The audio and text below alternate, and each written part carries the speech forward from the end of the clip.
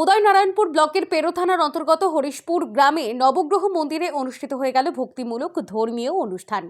স্থানীয় সূত্রে জানা গেছে 1405 সালে প্রতিষ্ঠিত এই মন্দিরকে কেন্দ্র করে বিগত 4 বছর ধরে এই নবগ্রহ মন্দিরের প্রতিষ্ঠা উপলক্ষে নরনারায়ণ সেবার আয়োজন করে আসছেন উদ্যোক্তারা। শ্রী শ্রী নবগ্রহ মন্দিরের প্রতিষ্ঠা দিবস উপলক্ষে পূর্ণ হোমযজ্ঞ ও নরনারায়ণ সেবা অনুষ্ঠিত হয় ভক্তিময় পরিবেশে। অনুষ্ঠানে ছিল পূর্ণ হোমযজ্ঞ, শতকণ্ঠে গীতা পাঠ এবং ভক্তদের জন্য নরনারায়ণ সেবা। পুজো, বাৎসরিক পুজো হচ্ছে। এই পুজো কত বছর ধরে হচ্ছে? এই পুজো বিগত মন্দির আমাদের হয়েছে 1405 সালে। আর পুজোর এই যে আরো যে অনুষ্ঠানটা বড় করা হয়েছে, সেই বড় করা হয়েছে আজ বিগত 4 বছর। 4 বছর হলো। এই পেরো হরিশপুরের যে আজকের যে নবগ্রহ মন্দিরের অনুষ্ঠান হচ্ছে, তো এই অনুষ্ঠানে আজকে কি কি প্রোগ্রাম ছিল?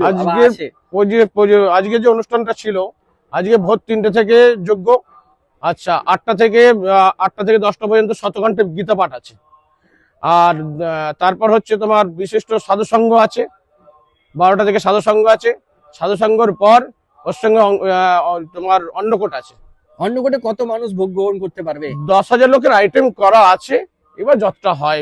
অনুষ্ঠানকে ঘিরে সকাল থেকেই মন্দির চত্বরে ভিড় জমাতে শুরু করেন দূর দূরান্তের ভক্তরা।